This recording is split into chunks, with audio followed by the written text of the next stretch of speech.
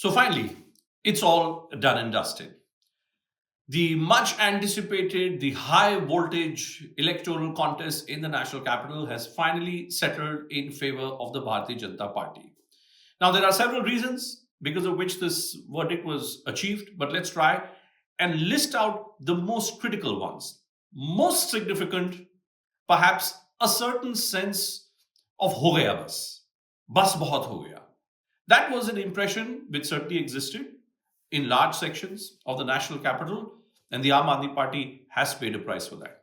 Whether it was the inability to manage extreme chaos in the national capital, whether it was pollution or traffic or the state of roads, a sense of worsening of quality of life is what has worked against the Aam Aadmi Party in the national capital.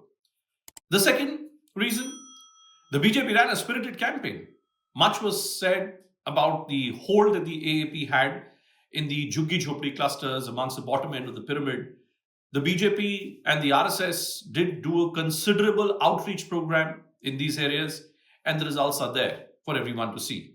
In outer Delhi areas, in areas dominated by Jhuggi Jhopdi clusters, the vote gap between the Aam Aadmi Party and the BJP may be lesser, where people like, say, a Manish Sisodia or an Arvind Kejriwal may have lost their seats by very thin margins of just around 1,000 votes. But it tells you that the BJP did manage to make inroads into these territories, and that's a fundamental reason why these margins have been so slender. But do we concurrently then say that the Aam Aadmi Party has been wiped out completely? In a contest like this, where a party has been in power for 10 years, where its entire top leadership was in jail for, well, almost a year. I mean, Satyendra Jain was in jail for almost 2 years. Manish Sisodia was in jail for over a year. Arvind Kejriwal was in jail for so long. And the specter of another long judicial trial confronted before all of them, it obviously would have meant a vote for the Aam Aadmi Party being equal to a vote for further chaos. And that's not something which the people of Delhi would have wanted. In many seats that you see, along across the entire national capital, whether it's East Delhi, North Delhi, West Delhi, South Delhi, in many of these seats, the Congress has polled more votes than the difference between the Aam Aadmi Party and the BJP. Sandeep Dikshit, for instance, Alka Lamba in Kalkaji, Farhad Suri in Jangpura. These are the candidates who have ended up spoiling the game for the Aam Aadmi Party. Why? Because the Aam Aadmi Party did not do an alliance with the Congress Party. And why is that? Because the Congress did not do an alliance with the Aam Aadmi Party in the state of Haryana. That, I think, is also a very, very critical, fundamental question this election. Which way the opposition wants to go? Does the opposition want to relegate itself for the space of who is going to be the leader of the opposition? Who is going to find its feet more? Supriya Shrinek of the Congress Party saying, we're not an NGO. Why should we not fight for our rights? And why should we not fight to revive ourselves? All very well. But remember, your fight is with the Modi-led BJP. And on that front, the Congress is not in a position.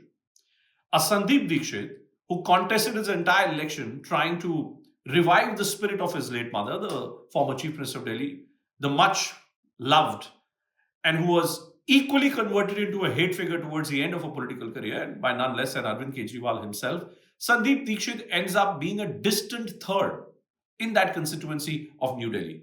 So what does the Congress get then from this election? And Ajay Makan and Sandeep Dikshit, they were converting it into a personal battle of sorts. Does a 6% vote share for the Congress Party, with the Aam Aadmi Party being out of contention in Delhi, does it mean that the Congress Party will now manage to revive itself? Can the Congress over a 5-year time period go from 6% now to 20-30%? Can the Aam Aadmi Party completely collapse from 43% to 20%? Is that what this Delhi Assembly election was all about? That's another question which will have to be debated extensively both by the Congress as well as the Aam Aadmi Party. And last but not the least, a sense of hubris, a sense of political arrogance. Arvind Kejriwal had come to this conclusion that he is an individual who cannot lose. He had come to this conclusion that he was a betting man. What did he have to lose? But Arvind Kejriwal forgot.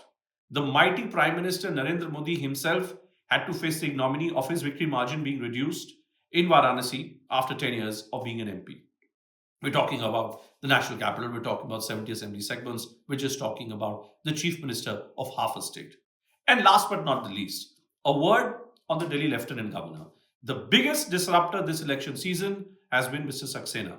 In his capacity as a Delhi lieutenant governor, rightly, wrongly, contentiously, controversially, but it was a lieutenant governor who really set the roadmap for the BJP to perform the way it has performed.